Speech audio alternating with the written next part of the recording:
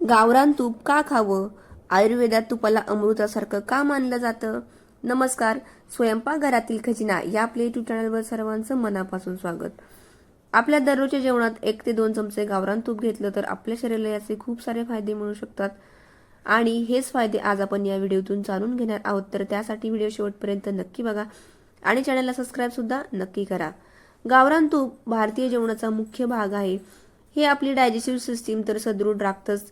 याशिवाय याच्यामध्ये भरपूर प्रमाणामध्ये अँटीऑक्सिडंट्स आणि हेल्दी फॅट्स सुद्धा असतात, जे आपल्या सांध्यांनाही अतिशय मजबूत आणि योग्य राखत असतात. या तुपात शॉर्ट चेन फॅटी ॲसिड्स असतात, ज्यामुळे हे पचायला सोपे असते. हे आपल्या हार्मोनसाठी सुद्धा फायदेशीर ठरत असतं. याच्या तुलनेत लोण्यामध्ये लॉंग चेन फॅटी ॲसिड्स असतात, जे आपल्या आरोग्यासाठी घातक ठरत असतात.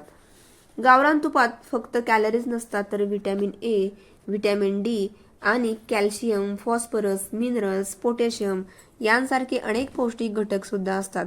आणि याच कारणांमुळे तूप खाल्ल्यामुळे आपले जे सांधे आहेत तर ते मजबूत होतात आणि उतारवयात सुद्धा सांधेदुखीचा त्रास होत नाही.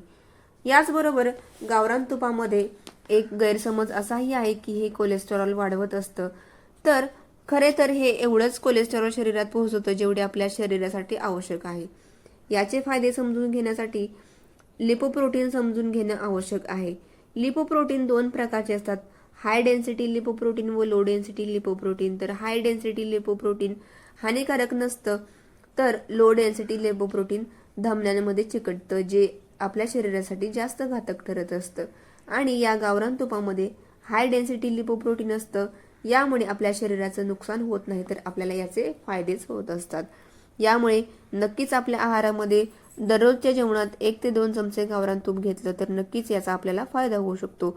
याचबरोबर आपली जी त्वचा आहे तर त्वचेचा तो पोत सुधारण्यासाठी अतिशय असं महत्त्वाचं हे तूप ठरत असतं. याचबरोबर केसांच्या आरोग्यासाठी सुद्धा तूप अतिशय असं महत्त्वाचं आहे. याचमुळे आपण हे गावरान तूप आपल्या आहारामध्ये घेतलंच पाहिजे आणि दररोजच्या जेवणामध्ये 1 ते 2 चमचे हे तूप घेतलंच पाहिजे.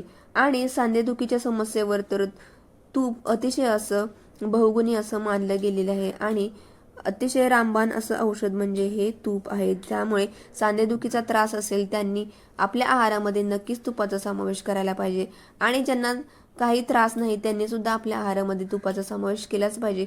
यामुळे आपण वेगवेगळ्या समस्या, आरोग्याच्या ज्या काही समस्या आहेत तर त्या आपण दूर ठेवू शकतो. यामुळे नक्कीच आपल्या आहारामध्ये दररोजच्या जेवणामध्ये 1 ते 2 चमचे तूप हे असायलाच पाहिजे. तर तुम्ही सुद्धा तुमच्या आहारामध्ये 1 ते 2 चमचे दररोज आपल्या आहारामध्ये समावेश करा आणि सदृढ राहण्यासाठी आपल्याला याची नक्कीच मदत होते. तर ही महत्त्वपूर्ण माहिती तुम्हाला आवडली असेल तर आपल्या स्वयंपाकघरातील खजिने या चॅनलला नक्की लाईक, शेअर आणि सबस्क्राईब करा. भेटूया नंतर अशीच एक महत्त्वपूर्ण माहिती घेऊन. धन्यवाद.